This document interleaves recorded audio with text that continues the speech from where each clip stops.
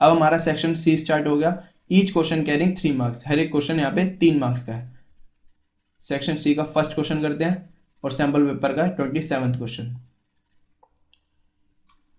ये chapter number 3 से है। The given reaction shows one of the process to extract the metals like iron and manganese. ये जो reaction है ये बता रही है कि मेटल जो आयरन और मैंगनीज है यहाँ से एक्सट्रैक्ट होते हैं। Give reason why the above reaction is known as thermite reaction. इस वाली रिएक्शन को थर्माइट रिएक्शन क्यों कहते हैं, जिसके अंदर MnO2 प्लस Al इनको रिएक्ट करवा के मैंगनीज और एल्यूमिनियम ऑक्साइड और हीट निकल रही है, और एक्सट्रैक्शन किसका हो रहा है यहाँ पे, मैंगनीज का हो रहा है। ओके, तो इसमें पूछ रहा है कि इस रिएक्शन को थर्माइट रिएक्शन क्यों कहते हैं। तो सबसे पहले थर्माइट रिएक्शन पर देखो क्या होता है। थर्माइट रिएक्शन जो होती है वो हमारी थर्मल, जहां भी थर्मल लिखा जाता है वो क्या होता है, हीट। तो थर्माइट रिएक्शन किससे रिलेटेड है, हीट से रिलेटेड है। इस रिएक्शन में हीट निकल रही है इसलिए हम इसे कहते हैं थर्माइट रिएक्शन कहते हैं। तो इसका आंसर देखिए, the above reaction is known as thermite reaction as a reaction is highly exothermic reaction. इसमें हीट निकल रही है तो ये हाईली एक्सोथर्मिक रिएक्शन है और इसलिए इसे हम थर्माइट रिएक्शन कहते हैं। B part, identify the substance oxidised and reduced in the above reaction. Oxidised substance कौन सा होता है, जिसके अंदर ऑक्सीजन ऐड होती है, और रिड्यूस होता है जिसके अंदर या तो हाइड्रोजन ऐड हो या फिर ऑक्सीजन रिमूव हो। ओके, तो ऑक्सीडाइज सब्सटेंस होगा जिसके अंदर ऑक्सीजन ऐड हो रही है। तो यहाँ पे ऑक्सीडाइज हुआ है एल्यूमिनियम। एल्यूमिनियम जो है वो सिंगल था यहाँ पे, और यहाँ पे एल्यूमिनियम ऑक्साइड बन गया, Al2O3 बन गया। यहाँ पे ऑक्सीजन ऐड हो गई ना, तो ऑक्सीडाइज सब्सटेंस हो गया हमारा एल्यूमिनियम। और तो इसका आंसर लिख लेते हैं, जो ऑक्सीडाइज होता है मतलब प्लस हो और रिड्यूस मतलब माइनस हो। तो सब्सटेंस ऑक्सीडाइज जो है वो हमारे पास एल्यूमिनियम है। तो रिड्यूस के लिए देखेंगे हम ऑक्सीजन रिलीज कहाँ से हुई है, तो MnO2 में से ऑक्सीजन निकल के सिर्फ Mn रह गया, तो ये क्या हुआ है, रिड्यूस जो, तो ये रिड्यूस सब्सटेंस है। सब्सटेंस रिड्यूस कौन सा हुआ है, MnO2। ओके, पार्ट सी देखते हैं। Give a reason why aluminium is preferably use in thermite reaction. हमें यह बताना है कि जो एल्यूमिनियम है वो थर्माइट रिएक्शन में क्यों यूज होता है। तो इसका बहुत सिंपल सा आंसर है, aluminium is more reactive than iron और मैंगनीज। जो एल्यूमिनियम है वो ज़्यादा रिएक्टिव होता है आयरन और मैंगनीज से, और ये डिस्प्लेस कर देता है आयरन और मैंगनीज को, और Al2 एल्यूमिनियम ऑक्साइड बना देता है, Al2O3। ओके, और जो आयरन और मैंगनीज है वो अकेले रह जाते हैं और उनको एक्सट्रैक्ट कर लिया जाता है। तो ये क्वेश्चन कंप्लीट। नेक्स्ट क्वेश्चन पर चलते हैं। चलिए नेक्स्ट क्वेश्चन स्टार्ट करते हैं। नेक्स्ट क्वेश्चन, क्वेश्चन नंबर 28, ये चैप्टर नंबर 3 से है। An element M with electronic configuration 283 combined separately with Cl minus SO4 2 minus anions, Cl minus chloride ions और SO4 2 minus sulfate ions. Write the chemical formula of the compound formed. हमें जो ये M element है इसके साथ Cl minus और SO4 2 minus के साथ केमिकल फॉर्मूला बनाने हैं। ओके, तो चलिए स्टार्ट करते हैं। फर्स्टली हमें ये नोटिस करना है कि इसकी इलेक्ट्रॉनिक कॉन्फ़िगरेशन है 2 8 और 3। अभी पिछले क्वेश्चन में भी यही बात हुई थी कि जब भी लास्ट वैलेंस शेल के इलेक्ट्रॉन जो होते हैं, लास्ट शेल के इलेक्ट्रॉन जो होते हैं, अगर उसमें 1 2 और 3 इलेक्ट्रॉन हो तो इलेक्ट्रॉन हमेशा लूज करते हैं, और लूज करके वो मेटल बनता है और एक आयोनिक बॉन्ड बनाता है। Electron lose means form an ionic bond. अब ये कौन सा बॉन्ड बनाएगा, आयोनिक बॉन्ड। अब ये आयोनिक बॉन्ड बनाएगा तो इसकी जो वैलेंसी है वो क्या हो जाएगी 3+, और पूरे एलिमेंट की वैलेंसी हो गई M3+। अब हमारे पास फॉर्मूला बनाना ईजी हो जाएगा, क्योंकि फॉर्मूले के लिए हमें मेन वैलेंसी चाहिए होती है। ठीक है, तो हमने वैलेंसी निकाल रही है इसके लास्ट शेल के वैलेंस शेल इलेक्ट्रॉन के हेल्प से। ओके, अब इसका फॉर्मूला बनाते हैं। तो केमिकल फॉर्मूला हमें बनाने आते हैं। M के नीचे +3 वैलेंसी आ जाएगी और Cl के नीचे -1 वैलेंसी आएंगे। इसका क्रॉस कर देंगे तो इसका फॉर्मूला बन के आएगा हमारे पास M1Cl3। ये 1 Cl का था इसलिए इससे क्रॉस हो गया, और 3 Cl से क्रॉस हो गया, और M1 को ना लिख के हम MCl3 लिखते हैं। तो ये तो हो गया हमारे पास पहला केमिकल फॉर्मूला। सेकंड फॉर्मूला हमें सल्फेट के साथ बनाना है, तो M की सेम वैलेंसी +3 लिखेंगे और SO4 की वैलेंसी -2। जो ऊपर की साइड लिखी होती है ना वो होती है वैलेंसी, और जो नीचे की साइड लिखी होती है वो होते हैं एटम्स की उस मेन एलिमेंट के एटम्स कितने हैं। तो ऑक्सीजन के 4 एटम ये लिखे, और जो ऊपर है वो पूरी वैलेंसी है, तो -2 हमने वैलेंसी यहाँ लिख दी। अब इसका क्रॉस करेंगे तो क्रॉस करने पे M2SO4 होल थ्राइस आ जाएगा, क्योंकि ये 3 पूरे से मल्टीप्लाई हो जाएगा। ओके, समझ आ गया। तो ये केमिकल फॉर्मूला इसका बन गया, ये केमिकल फॉर्मूला इसका बन गया। आगे, predict with the suitable reason the nature of the bond formed by element M in general. ये देखिए, हमें पता है कि ये वाला कौन सा बॉन्ड बना है, एक आयोनिक बॉन्ड बना है, तो इसका आयोनिक बॉन्ड के बारे में लिखना है बस हमें। हम क्या लिखेंगे इसमें, ये तो हमारे फर्स्ट का ए पार्ट का आंसर हो गया। सेकंड का आंसर हम लिखेंगे M in general forms ionic bond. ये आयोनिक बॉन्ड बनाएगा। It can acquire stable electronic configuration by losing its 3 valence electrons to form M3+ cations. ये हमने ऊपर ही पढ़ लिया था कि इसको 3 इलेक्ट्रॉन लूज करने पड़ेंगे M3+ बनाने के लिए, क्योंकि जब भी वैलेंस इलेक्ट्रॉन में 1 2 3 होते हैं तो वो लूज ही होते हैं। ओके, और लूज करके क्या बनाता है, वो एक कैटायन बनाता है, और अगर वो गेन करेगा तो वो अनायन बनाएगा। How will the electrical conductivity of the compounds formed vary with respect to M?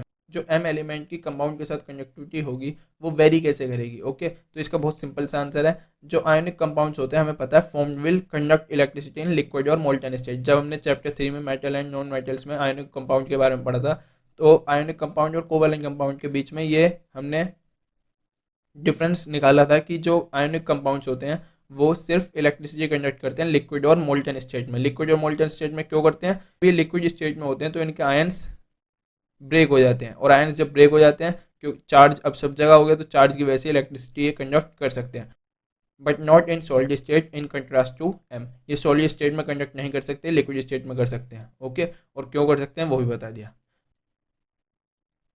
I hope आपको ये क्वेश्चन समझ आया होगा। चलिए नेक्स्ट क्वेश्चन पे चलते हैं। नेक्स्ट क्वेश्चन चैप्टर नंबर 3 से ये उसका चॉइस पार्ट है।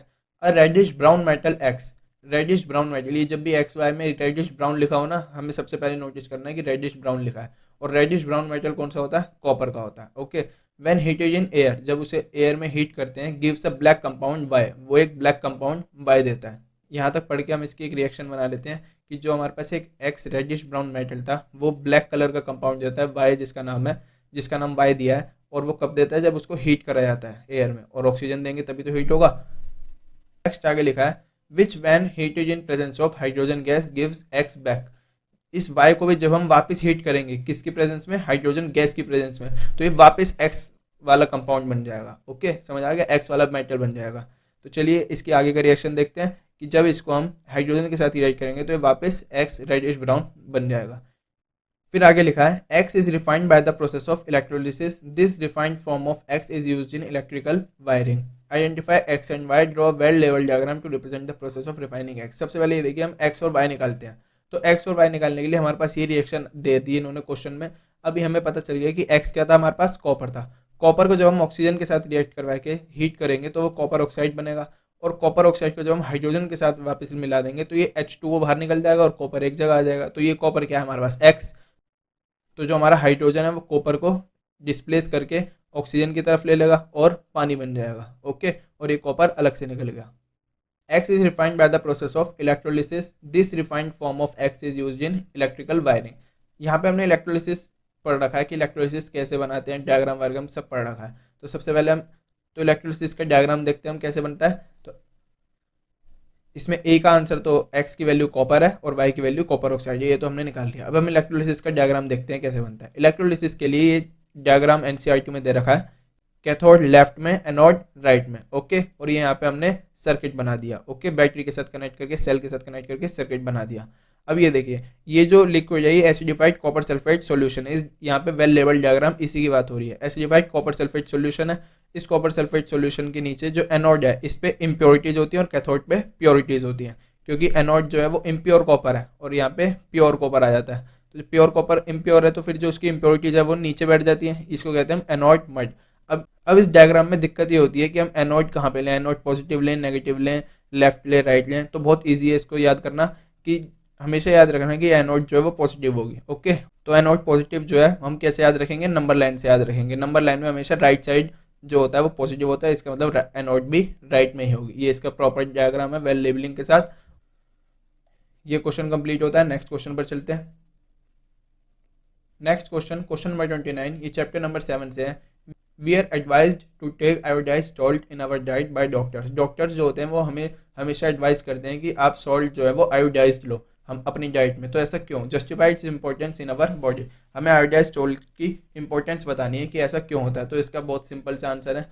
क्या है इसके 4 point? Iodine is necessary for the thyroid gland. जो आयोडीन होता है वो बहुत जरूरी होता है हमारे थायरॉइड ग्लैंड के लिए, to make thyroxine hormone. Okay, thyroid gland को अगर आयोडीन नहीं मिलेगा तो थायरोक्सिन हार्मोन नहीं बन पाएगा। और थायरोक्सिन का काम होता है, थायरोक्सिन रेगुलेट करती है कार्बोहाइड्रेट को, प्रोटीन को और फैट मेटाबॉलिज्म को जो हमारी बॉडी में बनते हैं। Okay, thyroxine provide best balance for growth in the body. Body के अंदर जो बेस्ट बैलेंस होता है ग्रोथ का वो थायरोक्सिन प्रोवाइड करती है। इन केस आयोडीन इज अगर खाने हमारी डाइट में आयोडीन की कमी हो जाती है, there is a possibility that we might suffer from goitre. Goitre बीमारी होती है, ऐसी पॉसिबिलिटी हो सकती है कि जो जिसके खाने में आयोडीन की कमी हो तो क्या पता उसे गॉइटर बीमारी हो सके। ओके, क्वेश्चन नंबर 30 पे चलते हैं। ये चैप्टर नंबर 9 से है। What is the probability of a girl और a boy being born in a family. जब गर्ल और बॉय फैमिली में आते हैं, जब उनका बर्थ होता है तो उनकी क्या प्रोबेबिलिटी होती है कि गर्ल कितने परसेंट चांसेस है होने के और बॉय कितने परसेंट चांसेस है। Justify your answer. ये सेक्स डिटर्मिनेशन का टॉपिक है, तो इसका आंसर लिखेंगे वी हैव 23 सच क्रोमोसोम्स। हमारे जो ह्यूमन बॉडी होती है उनके अंदर 23 पेयर ऑफ क्रोमोसोम्स होते हैं, जिनके अंदर से एक पेयर होता है one pair of chromosome called sex chromosome. इसको क्या कहते हैं हम, सेक्स क्रोमोसोम। एक पेयर होता है सिर्फ। Okay, female have a perfect pair of sex chromosome both called x. Female का जो परफेक्ट पेयर, फीमेल का जो सेक्स क्रोमोसोम्स का पेयर होता है वो एक्स एक्स होता है, और मेल का जो होता है वो एक्स वाई होता है। यहाँ पे एक मैच नहीं होता, एक्स वाई, एक्स अलग है और वाई। तो मोनोहाइब्रिड डाइहाइब्रिड में जैसे हमने क्रॉस किया था वैसे ही हम सेक्स डिटर्मिनेशन में भी क्रॉस करते हैं कि जो पेरेंटल जनरेशन है, पेरेंटल जनरेशन फीमेल के 2 क्रोमोसोम एक्स एक्स और मेल के एक्स वाई।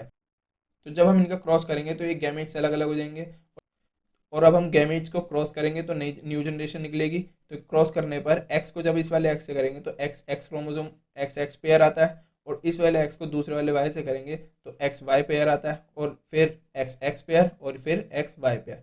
इस एक को इन दोनों से करना है और फिर इस एक को इन दोनों से करना है, ऐसे होता है ये। ओके, तो एक्स एक्स क्या होता है, गर्ल, और X Y boy. X X girl, X Y boy. तो यहाँ पे 50% चांसेस हैं गर्ल्स के होने के और बॉय के होने के। Okay, so there are 50% chances that a girl may be born and 50% chances that a boy may be born.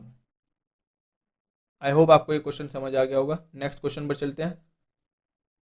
Question number 31 इस चैप्टर नंबर 10 से है। रिफ्रैक्टिव इंडेक्स का फॉर्मूला होता है refractive index of any medium. Refractive index किससे denote करते हैं, N से। ओके, तो refractive index of any medium, speed of light in air. Air के अंदर जो स्पीड ऑफ लाइट होती है divided by speed of light in the medium. उस मीडियम के अंदर स्पीड ऑफ लाइट कितनी है। ओके, लाइट की स्पीड कितनी है। तो बेसिकली ये वही वाला फॉर्मूला है, N equals to C upon V. C को किससे डिनोट करते हैं हम, स्पीड ऑफ लाइट से, और V speed of light in medium. समझ आ गया। तो हमें ये बात पता है कि जो स्पीड ऑफ लाइट की जो स्पीड होती है वो एयर के अंदर सबसे ज़्यादा होती है। इसका मतलब सी जो है, सी से ज़्यादा कुछ नहीं होता, तो सी सबसे बड़ा है। तो हमें ये बात भी पता है कि जब भी न्यूमरेटर डिनोमिनेटर से ज़्यादा होगा तो रेशियो हमेशा एक से ज़्यादा आता है। और ये और यहाँ पर जो सी है, सी हमेशा वी से ज़्यादा होगा, क्योंकि सी जो होता है 3 × 10⁸ मीटर पर सेकेंड होता है, और इससे तेज स्पीड ऑफ लाइट कहीं नहीं होती। ओके, तो न्यूमरेटर हमेशा बड़ा ही रहेगा और डिनोमिनेटर हमेशा छोटा ही रहेगा। तो इसलिए जो हमारा रेशियो होता है 1 से ग्रेटर देन होता है। तो इसका आंसर कैसे लिखेंगे, since speed of light in the medium is always less than the speed of light in air. जो नीचे वाली स्पीड है वो ऊपर वाली स्पीड से हमेशा कम होगी, तो जो रेशियो है वो हमारा 1 से ग्रेटर देन होगा। In the figure below a light ray travels from air into the semi circular plastic block. ये जो लाइट रे ट्रेवल्स कर रही है एयर से, यहाँ पे एयर से इस ब्लॉक के अंदर ट्रेवल कर रही है। गिव अ रीजन, हमें give a reason why the ray does not deviate at the semi circular boundary. ये पूछ रहे हैं कि जब एयर जो है वो सेमी सर्कुलर ब्लॉक पे एंटर कर रही थी तो यहाँ से डेविएट क्यों नहीं, ये सीधा क्यों निकल गई। ओके, और हमने ये पढ़ रखा है कि जब भी लाइट रे नॉर्मल से निकलती है तो वो सीधा निकल जाती है। ओके, अभी नॉर्मल कैसे, अभी वो भी दिखाते हैं। पहले इसका आंसर देख लेते हैं। The ray of light is undergoing normal incidence, normal से होती हुई जा रही है, and for normal incidence there is no deviation. Normal से हमें पता है कोई डेविएशन नहीं होती। अब ये देखिए नॉर्मल बन कैसे रहा है। अगर सिर्फ हम इसका इतना सेक्शन देखेंगे तो ये 90 डिग्री का एंगल बना रहा है, और ये जितना और छोटा जूम करके देखेंगे हम तो वो उतना परफेक्ट 90 डिग्री बन जाएगा। ये पूरी लाइन ऐसे जा रही है, तो इस ब्लॉक के लिए ये लाइट रे एकदम नॉर्मल की तरफ से जा रही है, और जब नॉर्मल की तरफ से जाएगी तो ये सीधी जाएगी, डेविएट नहीं होगी। यही इसका आंसर है। थर्ड पार्ट पे चलते हैं इसके। कंप्लीट द रे diagram of the above scenario when the light रे comes out of the plastic block from the top flat and. हमें ये डायग्राम इसे कंप्लीट करना है कि जब लाइट रे यहाँ से सीधी निकल गई तो ये यहाँ से अब प्लास्टिक ब्लॉक से बाहर कैसे जाएगी। ओके, तो हमें ये बात पता होनी चाहिए कि जो एयर है हमारी वो रेयर मीडियम है और प्लास्टिक ब्लॉक हमारा डेंसर मीडियम है। रेयर मीडियम कौन सा होता है, जिसके अंदर स्पीड ऑफ लाइट ज़्यादा होती है डेंसर मीडियम के मुकाबले, डेंसर मीडियम के कंपैरिजन में। ओके, जब भी लाइट रे डेंसर से रेयर में जाती है, मतलब जब जहाँ पे उसकी स्पीड कम है स्पीड ज़्यादा में जाती है, तो वो हमेशा अवे फ्रॉम नॉर्मल होती है। कहाँ पे होती है, अवे फ्रॉम नॉर्मल। तो यही इसका रे डायग्राम है कि वो नॉर्मल से दूर जाएगी, तो इसका आंसर क्या हो गया, away from normal. Okay, I hope ये क्वेश्चन भी आपको समझ आया होगा। नेक्स्ट क्वेश्चन पर चलते हैं। Question number 32। ये चैप्टर नंबर 12 से है। State the law that explains the heating effect of current with respect to the measurable properties in electric circuit. ये लॉ बताना है हमें जो हीटिंग इफेक्ट ऑफ करंट का होता है। Heating effect of electric current हमने जूल्स लॉ ऑफ हीटिंग का पढ़ रखा है। जूल्स लॉ ऑफ हीटिंग क्या कहती है, H equals to I square R T. Okay, इसके अंदर जो हीट है वो डायरेक्टली प्रोपोर्शनल होती है आई स्क्वायर के, मतलब करंट के, डायरेक्टली प्रोपोर्शनल होती है रेजिस्टेंस के, और डायरेक्टली प्रोपोर्शनली होती है वो टाइम के। ओके, डायरेक्टली प्रोपोर्शनल पता होगा आपको कि अगर ये जितना बढ़ेगा उतना ये भी बढ़ेगा, अगर ये जितना कम होगा उतना ये भी कम होगा, इसे कहते हैं डायरेक्टली प्रोपोर्शनल। ओके, तो फर्स्ट पार्ट में हमसे बस लॉ पूछा था और हमने बता दिया वो लॉ कौन सा है, जूल्स लॉ ऑफ हीटिंग में सब चीज़ें बता दी कौन से किसके प्रोपोर्शनल है। सेकंड पार्ट है हमारा list the factors on which the resistance of a conductor depends. हमें वो फैक्टर्स लिखने हैं जिस पे कंडक्टर का जो रेजिस्टेंस होता है वो डिपेंड करता है। बहुत ही ईजी है, फॉर्मूले में भी है, रेजिस्टिविटी के फॉर्मूले में रेजिस्टेंस 4 फैक्टर्स पे डिपेंड करता है। लेंथ ऑफ कंडक्टर पे, कंडक्टर की लेंथ पे डिपेंड करता है कि जितना ज़्यादा कंडक्टर उतनी ज़्यादा रेजिस्टेंस, और नेचर ऑफ मटेरियल पे डिपेंड करता है क्योंकि रेजिस्टिविटी होती है इसलिए नेचर ऑफ मटेरियल पे डिपेंड करता है, और एरिया ऑफ क्रॉस सेक्शन पे डिपेंड करता है। अब एरिया ऑफ क्रॉस सेक्शन क्या होता है कि जो डायमीटर से देखा जाता है वो होता है एरिया ऑफ क्रॉस सेक्शन। जैसे ये देखो, ये एग्जांपल, इसका कम एरिया ऑफ क्रॉस सेक्शन है और इसका ज़्यादा एरिया ऑफ क्रॉस सेक्शन है। और last fourth temperature of the conductor, conductor के टेम्परेचर पे भी कंडक्टर का जो रेजिस्टेंस होता है वो डिपेंड करता है। ओके, तो resistance of a conductor depend करता है 4 चीज़ों पे, length, nature, area of cross section और टेम्परेचर पे। चलिए क्वेश्चन कंप्लीट, नेक्स्ट क्वेश्चन पर चलते हैं। क्वेश्चन नंबर 33, ये चैप्टर नंबर 10 से है। Ananya respond to the question why do electrical appliances with metabolic bodies connected to the mains through a 3-pin plug whereas an electric bulb can be connected with a 2-pin plug। ये कहना चाह रही है अनन्या जी कि जो हमारी मेटालिक बॉडीज होती हैं उनको हम 3-pin प्लग से कनेक्ट करते हैं, और जबकि जो इलेक्ट्रिक बल्ब होते हैं उनको हम 2-pin प्लग से कनेक्ट करते हैं। She wrote 3-pin connection reduce heating of connecting wires, उन्होंने ये लिखा है। तो फर्स्ट पार्ट हमारा इज आर आंसर करेक्ट और इनकरेक्ट। ये इसका आंसर इनकरेक्ट है, वो क्यों है अभी बताते हैं। आंसर लिखेंगे हम, Ananya answer is wrong, Ananya ji जो कह रही है वो गलत कह रही है। Electrical appliances with metabolic bodies, जो इलेक्ट्रिकल अप्लायंसेज होते हैं वो और जो मेटाबॉलिक बॉडीज से बने होते हैं, नीड एन अर्थ वायर, उन्हें अर्थ वायर चाहिए होता है। अर्थ वायर इसलिए चाहिए होता है क्योंकि वो लो रेजिस्टेंस प्रोवाइड करते हैं। लो रेजिस्टेंस किसका low resistance, conducting path to the flow of current, जहाँ से करंट जिस पाथ से फ्लो करेगा वहाँ पे जो है वो लो रेजिस्टेंस प्रोवाइड करते हैं। क्यों, क्योंकि in case there is an accidental leakage of current through the conducting body of the appliances, अगर कोई एक्सीडेंटल लीकेज हो जाता है इन मेटाबॉलिक बॉडीज में तो वहाँ पे लो रेजिस्टेंस होता है जिससे वो अर्थ वायर हमारी हेल्प करती है। तो अनन्या जी गलत थी। ये अर्थ वायर चैप्टर 10 में पढ़ा था कि हमारे पास 3 तरह की वायर होती हैं। रेड कलर की वायर होती है लाइव वायर जिसपे पॉजिटिव टर्मिनल होता है, और ब्लैक कलर की होती है न्यूट्रल वायर जिसपे नेगेटिव टर्मिनल होता है, और ग्रीन कलर की होती है अर्थिंग वायर जो अर्थ से कनेक्ट कर दी जाती है। ओके, समझ आ गया। और इसी अर्थिंग वायर को जो अर्थ से कनेक्ट किया जाता है, इसी अर्थिंग वायर को हम क्या कहते हैं, अर्थिंग। ओके, सेकंड पार्ट का आंसर देखते हैं। What is the function of a fuse in a domestic circuit, fuse का क्या फंक्शन होता है डोमेस्टिक सर्किट के अंदर। तो इसका आंसर क्या होगा, इसका आंसर देखिए आप ऐसे समझिए, ये ट्रांसफॉर्मर है और ये हमारा घर पे जो एसी होता है सबके वो है। ओके, तो इसके अंदर जो यहाँ से करंट आ रहा है वो डायरेक्ट ट्रांसफॉर्मर से एसी में आ रहा है। अब बाई चांस अगर इसकी ओवरलोडिंग हो जाती है तो एसी को तो ओवरलोडिंग नहीं चाहिए ना, तो ये पूरा का पूरा खराब हो जाएगा हमारा एसी, नुकसान भी हो जाएगा। तो इसलिए यहाँ पे बीच में फ्यूज़ लगा दिया जाता है, और फ्यूज़ के अंदर जो ये तार जा रही है इसका बहुत ही ज़्यादा लो मेल्टिंग पॉइंट होता है, बहुत ज़्यादा लो मेल्टिंग पॉइंट वायर होता है। और वो क्यों होता है, क्योंकि अगर बाई चांस इसकी यहाँ से ओवरलोडिंग हो जाती है तो ये जो तार है यहाँ से ब्रेक कर जाएगा और यहाँ पे आगे करंट फ्लो नहीं होगा। बस इसलिए जो फ्यूज़ है वो हमारे काम आता है। तो इसका आंसर कैसे लिखेंगे, an electrical fuse is a safety device, ये सेफ्टी डिवाइस है that operates to provide protection against the overflow of current, ये प्रोटेक्शन देता है और अगर करंट की ओवरलोडिंग या ओवरफ्लो हो जाए। और ये कैसे देता है वो बता दिया। An important component of N electrical fuse is a metal wire, ये जो अंदर इसकी मेटल वायर है ये बहुत ही ज़्यादा लो मेल्टिंग पॉइंट की होती है। That melts when excess current flows through it, ये मेल्ट कर जाती है और ब्रेक कर जाती है जिससे करंट जो है वो आगे नहीं जाता। क्वेश्चन कंप्लीट, आपका सी सेक्शन यहीं पे कंप्लीट होता है।